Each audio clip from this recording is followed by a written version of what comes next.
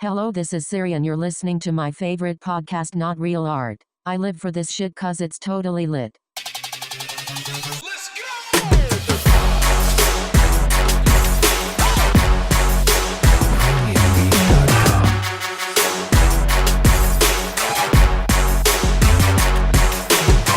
Welcome to Not Real Art, the podcast. Siri's favorite art and culture podcast with Man One. And the infamous sourdough. So what's on your mind, Man One? I don't know. Nothing. Just trying to be zen. Ooh, Zen. Good luck with that.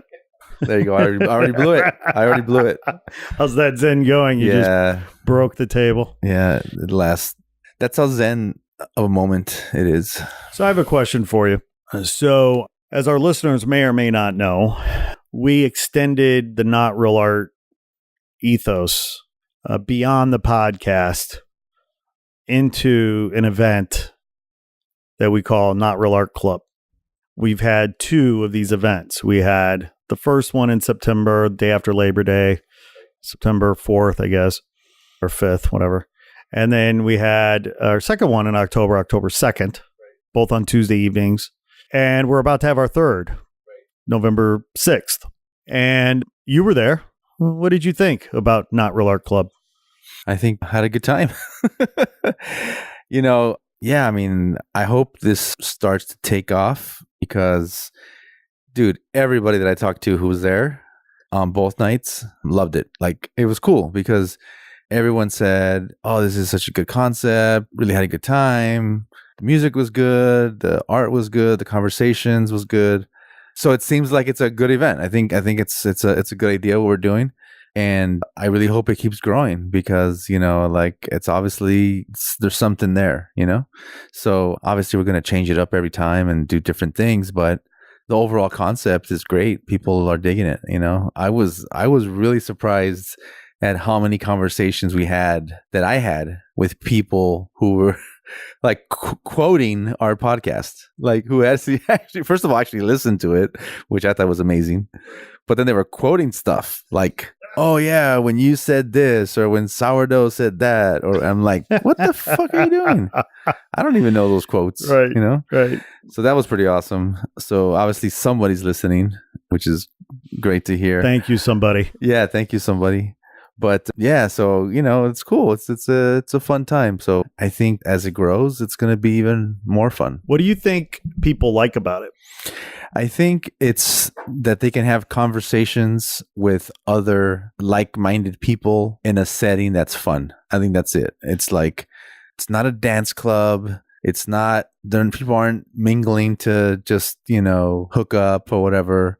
It really is a mixture of artists, gallery owners, filmmakers, writers, photographers, models. I mean, all kinds of fashion people. It's crazy. It's pretty cool. I mean, obviously, compared to other events, more on the small side, but we just started and it's growing, and already these people are showing up. So I think that's the beauty is that they can, I can have a conversation with the guy who's working on a documentary and really find out about what he's doing.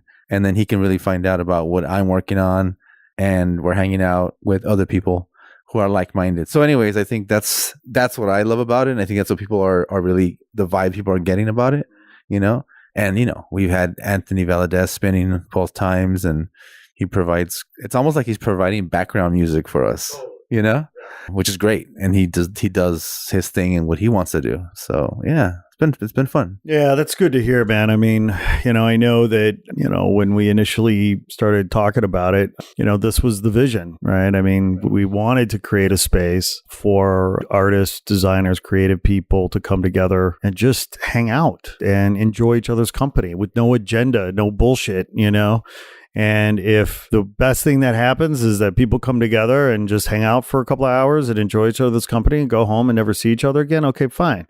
But if we are able to do it again and again, those same people come back again and again. There's going to be new friendships. Maybe there's going to be new collaborations. Maybe there's going to be new creations of some kind. And the vision is to bring creatives from every industry, so try to bring, and different kinds of creatives. So Sure, you're a designer in a corporate design department, you're welcome. You're a musician, a dancer, an actor, a writer, a producer in Hollywood, you're welcome. You're a visual artist, a performance artist, a graffiti art, whatever, you're welcome. You're a musician, you're a DJ, you're welcome. And fashion designer, please come.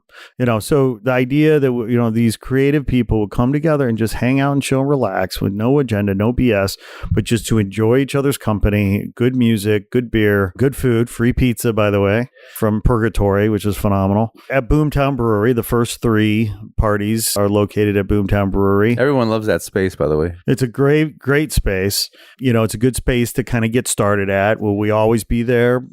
Probably not. But will we always come back there? Yes. And I mean, with any venue, there's going to be pros and cons. There's a lot of good things about that venue, a lot of good things. So I think, I'm excited about going back there on November 6th, but I want it to grow. I want the attendance to grow and get bigger. But I don't want the mix of people to change. I mean, if we could have like the crowd that has been there both times, if we could just take that same makeup of people and just grow it, 10 times over or 15 times over, it'd be perfect, because the group of people that were there were creatives and artists from different walks of life. And by the way, different backgrounds, a very diverse group. And it was not at all contrived. It was totally organic. We just sent out invitations of the people that we know, and look who showed up. Well, that's the only way it's going to grow, is organically.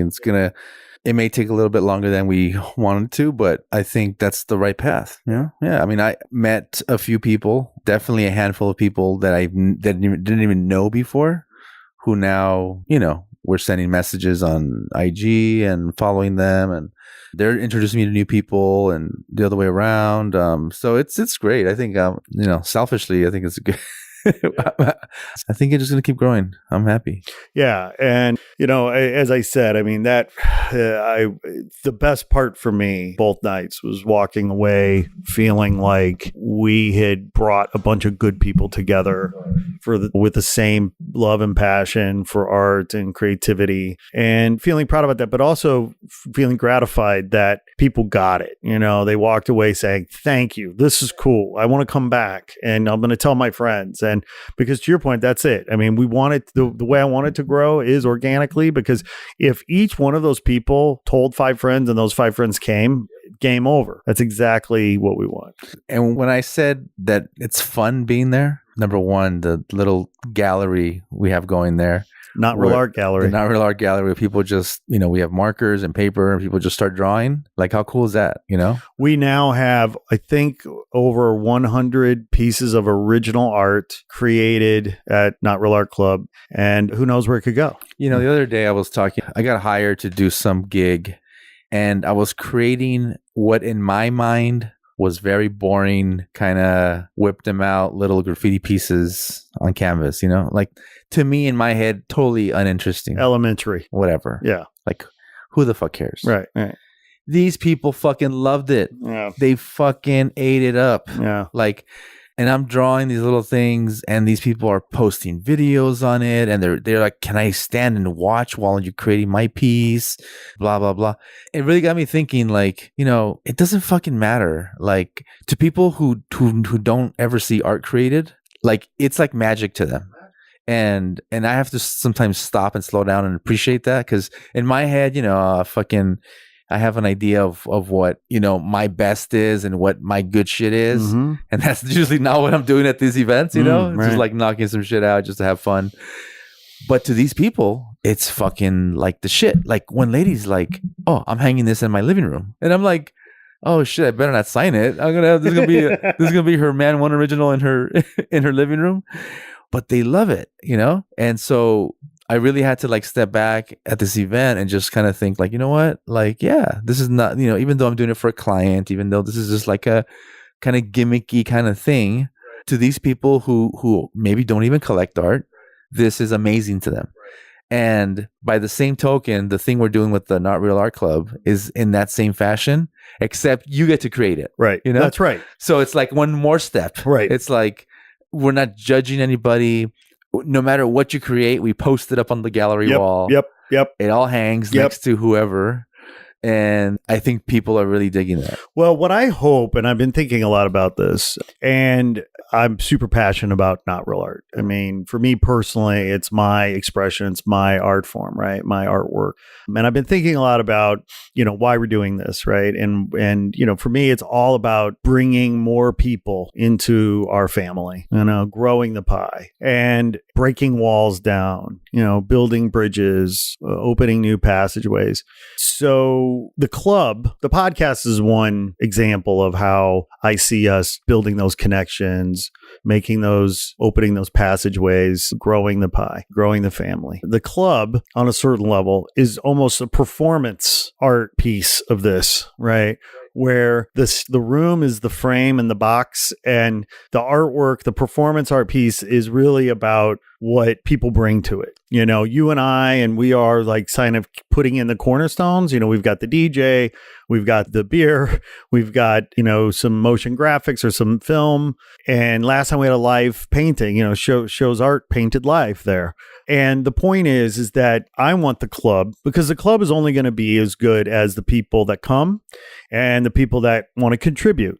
Now, the Not Real Art Gallery is an example of how people contribute and add value to the club, and it's a pure joy, right? People love it. They love doing it. They love looking at it. And I love seeing what comes of it, because I'm charmed and amazed at what people just crank out, right, in real time. And I mean, where that might go, whether it's t-shirts or a book or whatever. And yet, people need to understand that they are more than welcome to raise their hand and contribute. I want people feeling like they can collaborate with us and bring something. You want to do a dance performance? Bring it. You want to do a reading? Bring it. You want to workshop a bit of comedy? Bring it. You want to paint live? Bring it. But you need to raise your hand, because, I'm not going to ask anybody to do anything for free. We don't have, we're not making any money on this. We're just, we're happy to try to cover our costs. I think we're probably going to have to sell tickets at some point just to help do that. But, so unfortunately at this point anyway, there's no money to pay artists to contribute. But if artists want to bring their love and contribute, then that's it. I envision that as this thing grows, it will, in that one room, be jam-packed with killer stuff happening, So there's a painter over there. Hit and Run is over there doing shirts. We've got Anthony Valdez spinning. We've got motion graphics playing on the walls. We've got somebody dancing. I mean, it's just this Cirque du Soleil meets, whatever. I don't know. I get excited about what it can become, because I've begun to think of it as a performance art piece that we set the stage for, but people have to bring the performance, Yeah, it's almost like an incubator. Right. And great word for it. I mean, I think people are getting it. What's funny is the other day I was talking to someone who was there, and they said, "Oh, these are good. I've been having fun at these events. I've been to both of them already." And he said, "We know who's like the OGs, like we're building like who the OGs for this club's going to be, because they're the regulars, And I mean, we only had two, Yeah, right. But he's already like thinking like, hey, we already know what the foundation is. Like people who come later on are going to be the Johnny come latelys, So what that tells me is that people are seeing a future for this and looking towards the future." To attend, to see more, to hang out. So yeah, I mean, I think it's great. I really like, the way you've positioned this. I mean, to be honest, like it's kind of for me to be part of this. I feel like it's real easy for me, because I feel like I'm just your assistant on this shit. Like, you're the artist, you're the guys coming up with all these ideas, and I'll help you facilitate whatever I can, but you're leading it and you're kind of like creating this vision, and I'm all about it, but I don't feel the stress of it, which is nice. Good. You got enough stress. So as long as you're carrying the stress, then, then go for it. But I think it's, it's a lot of fun, and hopefully I think it's going to grow organically. I think it will. Yeah. And, here's the other thing too. I mean, let's be frank, right? Like we have done virtually zero marketing and promotion. Zero. I mean, we've sent out email blasts to our like short little list, whatever. That's fine. That's great. But as long as we are in, and you and I talked about this the other day, as long as we're having the event downtown, people aren't going to come from the west side, right?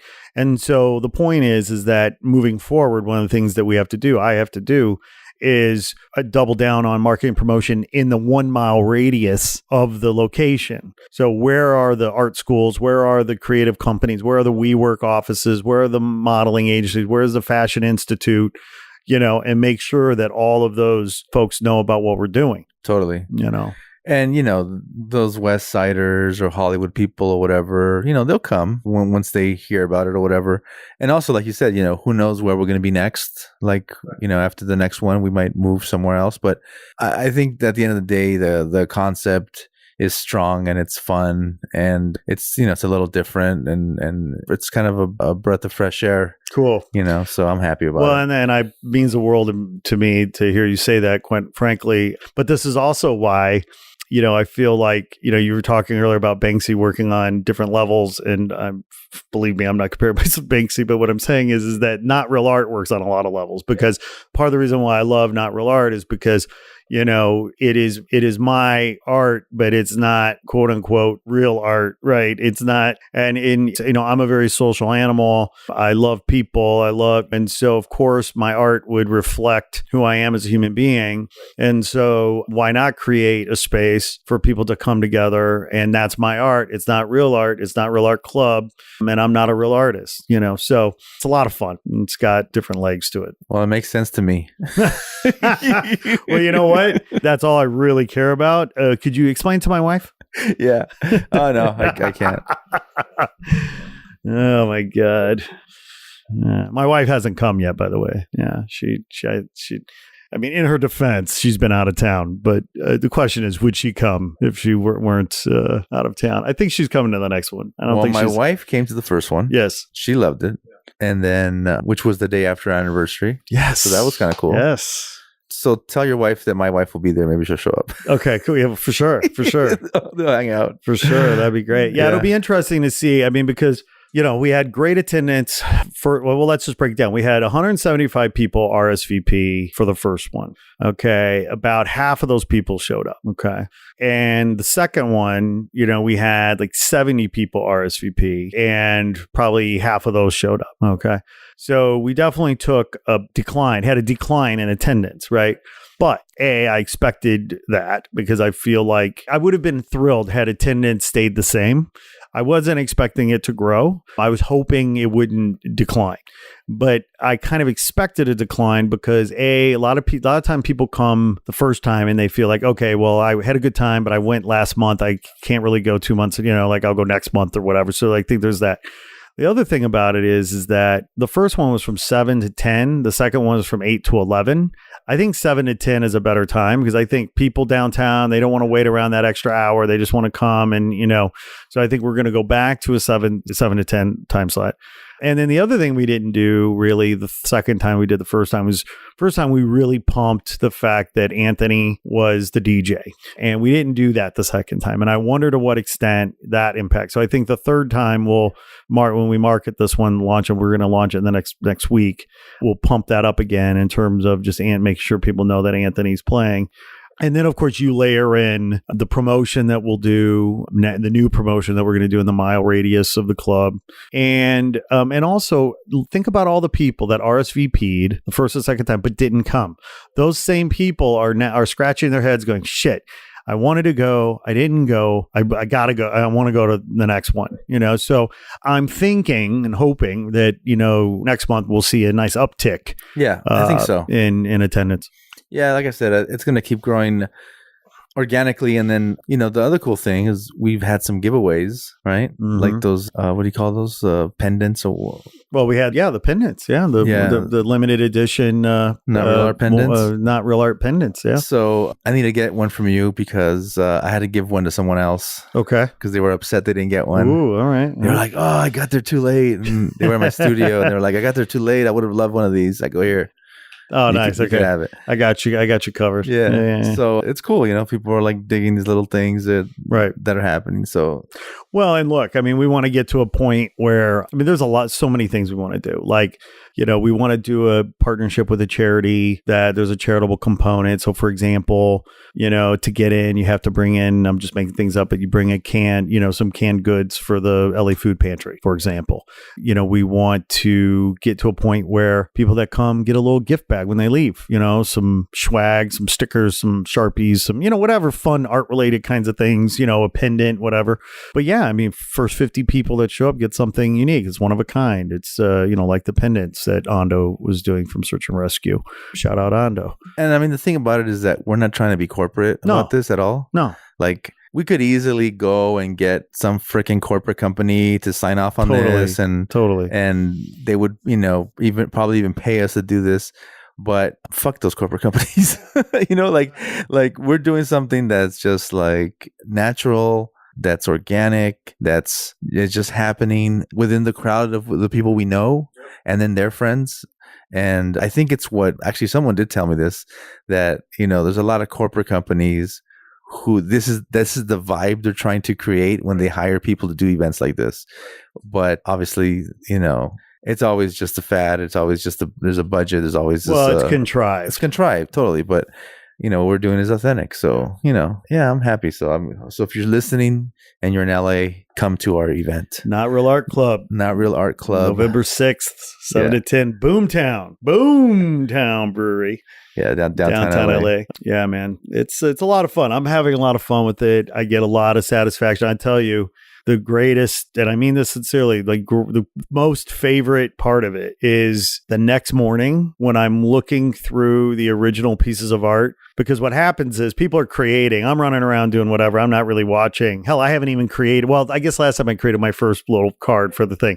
But like, I don't even pay attention. And then at the end, when we're breaking down, I take them off and I might notice like, oh my God, they're so good. And then the next morning, though, I come to my office, I sit down at my desk, and I look at each one of them, and I just get the purest sense of joy and satisfaction and delight, because we created the space for somebody to do something, to create that didn't exist, and to put a smile on my face and put a smile on their face, put a smile on people that saw it.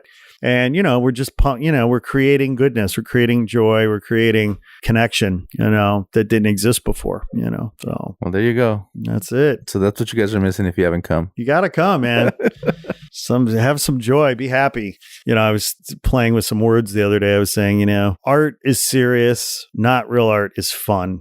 And, but I was thinking about not real art. I mean, not real art at its core is fun. It's fun. It's fucking fun. And if we're not having fun, what's the point? And you can unpack those words, not real art, and make it political and make it all kinds of things. You can talk about elitism. You can talk about, pretentiousness. You can talk about self-importance. You can talk about exclusivity. You can talk about all that stuff. I mean, that's all negative stuff. I want to talk about positive stuff. And the positive things is that not real art at its core is fun. It's funny. It's satirical. And artists, they get the joke. They get it. You don't even have to explain it. Right. It's the people go, oh, I don't get it. Yeah. Well, maybe we're not for you. Right. Yeah. I don't know what else to say, but let's hey, did you get your socks? Your Not Real Art socks? I got my Not Real Art socks. I'll rock them definitely at the next. You have to send me a photo when you put them on, when you don them. Yeah, the Not Real Art socks are great. I was going to say get some Not Real Art underwear, but... Oh, by the way, I would do that in a heartbeat. They don't make them right now. I mean, Not Real Art boxers. Not Real Art boxers. And for our listeners who wonder, if you go to notrealart.com, you click on shop, you too can purchase your Not Real Art socks and represent. Or coffee mug, t-shirts, beach towel, wall art. And the design is incredible. That's the thing. The design is fantastic. It's fantastic design.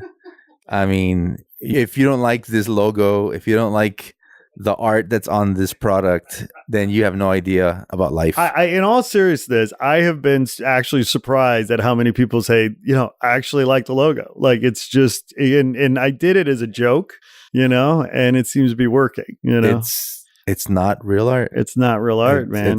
It's the perfect. It's perfect. It's perfect. Oh my God. So in other news, I went to my 30th high school reunion. Oh no. Just talking about not real art. 30th high school reunion, my man. How is that even possible? Have you been to any of your reunions? Okay. But you've been invited. You know that you've had some. So like last month was my college 25-year anniversary. Wow. Okay. I didn't go. Yeah. Why not? I had to work. But would you have gone had you been free? Yeah, I would have gone. Okay. Yeah, I would have gone. Yeah. It just never happened. Like I'm just always too fucking busy. Right. But no, I don't think. Let's see, high school reunion. I don't know. I don't think I've gone. Yeah. Well, actually, you're right. My 30th will be next year for high school. You may want to mark that down. Let's see. Is that right? Yeah, it is right. Okay. Well, how was yours? How was your experience? Wow, that's a loaded question. All right, first, let me back up. Yeah. How big was your school, and kind of set the tone for like the demographics of the school? Okay. So I graduated from the third largest high school in my state. I graduated with 680 people in my senior class. Oh, wow. That's big. Okay. So when you hear that when you hear me say I'm from Indiana, it was not as, for me anyway, it was not as rural as you might think. I was born in Gary, Indiana, grew up in Portage, Indiana, about 40 miles outside Chicago at the south end of Lake Michigan, right along the Rust Belt of steel making America, U.S. Steel, Bethlehem Steel, so on and so forth. So I grew up essentially going to the beach at Lake Michigan or riding my BMX bike, to the beach and, looking across the lake at Chicago, dreaming to go to Chicago. Had I been born 10, 20 miles south, I would have been a farm kid, Even 10 minutes south from where I grew, I would have been a farm boy, And those schools the whole school is 600 people or whatever, right? So my class and growing up there, my school, we had in the 80s, 70s and 80s, there was because the economy was pretty good because of the steel bills, the tax base was good. So we had good money for not just good academics, but sports, obviously, and music and theater and art and all that stuff. So it was a pretty good liberal arts program, So it was funny. One of my friends in LA was looking through some old photo albums of some of my high school years and was looking at some of our band concerts and our plays and our musicals and the shit that I was all involved in. And she looked at me, she said, "Where did you go to high school?" In a John Hughes movie? Oh, wow. Right? Because it had that sort of real kind of Americana idyllic kind of vibe about it. And I feel lucky that way because we had that, But in terms of the demographics of my class, 90% WASPy, either Protestant or Catholic, probably more Protestant than Catholic. Next portion was, Latino, some, slice of life. And then, maybe there were 5 black kids in my class and a handful of Jewish kids, if I even knew that they were Jewish. So very white, very, very, very white. And of course, I grew up in a very segregated area. I mean, I grew up, when I was growing up, Gary, Indiana was the murder capital per capita of the country. So it was a very segregated, very racist kind of area to grow up in. That being said, my class, because we had, resources and things, and being an involved kid myself, I played sports. I was in band. I was in theater. I was in, so my friends, I had a lot of different friends, a very eclectic, diverse group of friends. I was friends with the punk rockers. I was friends with the artists. I was friends with the jocks. I was friends with the preps. I was friends with the hoods. I was, what I mean? Like I'd sort of cut across. So the truth of the matter is, out of high school, I only stayed in touch with one friend, my best friend, Brian LaFrance, who you've met. And he and I stayed in touch pretty tightly for years. Well, it wasn't until Facebook and my 20th high school reunion that people started connecting because Facebook, boom, changed everything. Suddenly now you can connect with Jaime Velez, who you've known since kindergarten. And I saw Jaime at my 30th high school reunion the other day. Jaime Velez, we went to kindergarten together. I grew up together and he was there and I got to hug him and I go, fucking Jaime. Like, I know you, dude. Like, I mean, I don't know you now. I knew you then, but like we go back, Lisa Capps, grew up 4 blocks away from each other down the street. She was in my kindergarten class, 1st grade, 2nd grade, 3rd grade, 4th grade. She's there. It's crazy. Yeah. So I went to my 10th. I didn't go to my 20th. I went to my 25th and I went to my 30th. Okay. 10 was a ball. A lot of people showed up. 20th, I hear, was fantastic. And many, many people showed up. I did not make it. The 25th was, I thought, great because a lot of people were there and it was a lot of fun, although people said it was down from the 20th. The 30th was a disaster. I mean, I don't know if people died. I don't know if people are incarcerated. I don't know if people just don't care.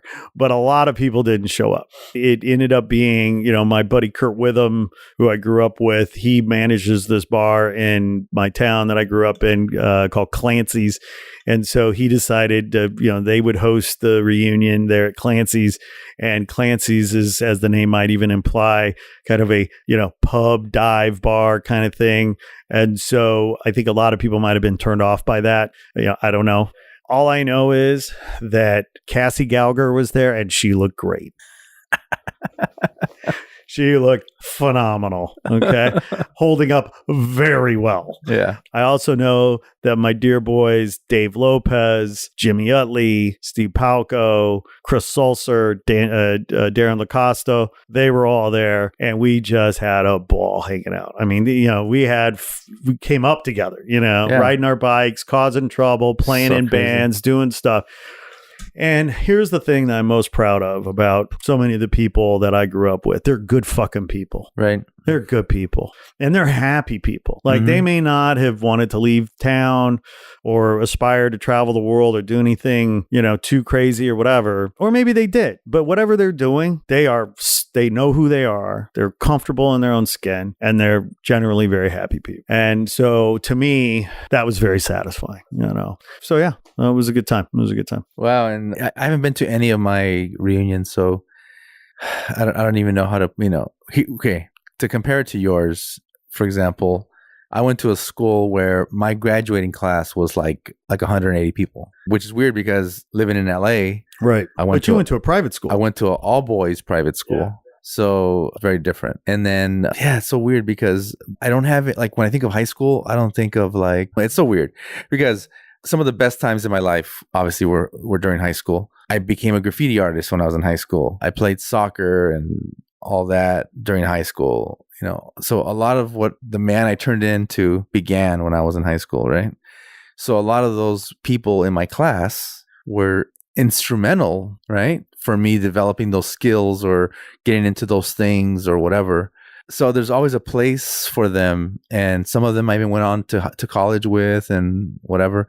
And you're right, with Facebook, what's cool about it is that you're able to stay connected to people. So that's been really cool. But I don't have a desire to go hang out with them. And I thought I would. I thought I would want to go to reunion and hang out with all these guys and stuff. But nah, I don't have it.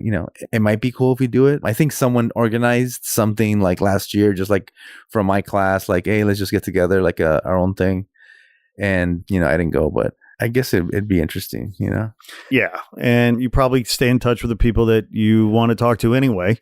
So there's that. Interestingly, my best friend, Brian LaFrance, who I still talked to him the other day. He lives here in Southern California. I see him from time to time. He did not go to the reunion, nor did he have any interest in going. He just absolutely did not. It's just not on his radar. He's happy to hear from me, report, a bit of a report, but I definitely wanted to go. I mean, look, in all candor, it worked out because I had to go home anyway to help my dad with some stuff because he had surgery. And if that surgery had been a week before or a week later, I would have had to skip the 30th reunion because I just couldn't be gone that long. But it was just so happened that I was able to squeeze both, do both at the same time. And so I was there. I was happy to go. And the truth of the matter is, as corny as it might sound, I actually have great memories from high school, fond, great memories. And I knew that some of the people that were going were fun people then and are still today. And, I feel very fortunate to be able to connect with people I've known since kindergarten. Yeah. Yeah. That's insane. Totally. Yeah.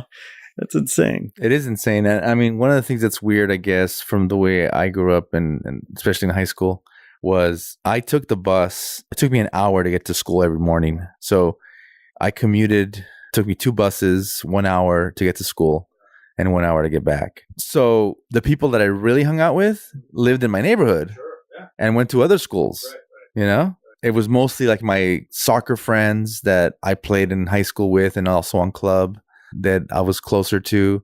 But even the guys that I was cool with at school, they lived in a whole other part of town. So we never got to really hang out. So, and then there was no chicks in our class. Oh, right. All boys. Yeah.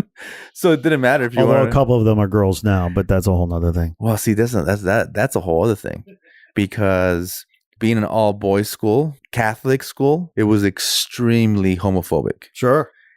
So I remember. Unless you were a priest. Oh, shit. Yeah, I said it. Yeah. I fucking said it. Yeah. So no comment. Yeah. Keep going. Sorry, I didn't mean to interrupt. Oh, no. I actually did mean to interrupt. Yeah. Well, that's another story too. There's another story in that too. So which story did I tell first? The priest story or the or the homosexual story? They're two different stories, by the way. Oh boy. So okay, so what I was getting at originally was there was kids who showed up and were obviously gay or just feminine or whatever. And some of them would get their asses kicked to the point that they had to leave the school. And it's fucked up. Like so fucked up. So either A, you never came out as gay if you were, right? Or B, you just left because you just get bullied to the point of getting beat up, And I remember at the time when especially when I was a freshman, and there was two other freshmen that actually lived near me. Who knows if they were gay? But for some reason, you always see all the football players, right? The most, whatever reason. Yeah. So whoever it was would really like call them out. And then, eventually these guys left school and they went to like public schools, whatever. And, who knows if they were gay or not? I don't know. The consensus was they were. So they got beat up or whatever. And at the time it was fucked up. But, I don't remember saying anything about it. I don't remember I never saw no one get their ass kicked in front of me. That probably would have been different. But, you heard about it and you're just like, oh, that sucks, whatever. But then later on, after graduating and everything, and you're thinking about it, it's like, that's really screwed up, It's like really jacked up that happened. And that was part of the climate of being in a all boys, Catholic school. So, it's not a very proud thing to be thinking about, but also shifted my way of thinking in the future, just about how to treat people. Yeah. And so I think, I think of those guys like, it sucks that they had to go through that shit, Well, yeah. And it was the 80s as well. And I'm not excusing the behavior, but I'm just saying now it's way more accepting. Oh, totally. Yeah. I mean, thank God. It's a lot more, liberal that way. So should we have a special guest? I think we have someone knocking on our door, trying to get into the Not Real Art studio. Let's have a special guest here. Hold on one second. Hold on. All right. Go get the door. Because they're going to break it down, whoever it is. They're strong. I can feel it. They're really strong. Uh-oh. Hello. We have a special guest, ladies and gentlemen. Wow. No, yeah. We have my daughter, Eden Karina. She's a singer, I heard. Is that true? Not Real Art Studio was infiltrated by a 6-year-old. I want to try this. You want to try the headphones? All right. But you have to sing to wear that. You're going to sing? There you go. Can you hear me? All right. You don't want to do it? Okay. All right. So we're going to have a special guest singer, Eden Karina Power. Step to the microphone, lady. Come on. Stand here. Ladies and gentlemen, my daughter has a sheet of paper with song lyrics for a song called Follow Your Heart, and she's going to sing it for you today. Half of it. All right. We're ready. You're sure to do impossible if you follow your heart. Your dreams will fly on magical wings if you follow your heart. North or south or west. Where to point your shoes. Yay, bravo. I want to do the microphone thing. What a great way to end today's podcast, ladies and gentlemen. Thank you for tuning in. That's right. Man one in the house. Sourdough, thank you for this gift. The gift that keeps on giving. Right. And we'll catch you on the flip side. Thanks, Eden. Say bye, Eden. Okay. Later. See ya.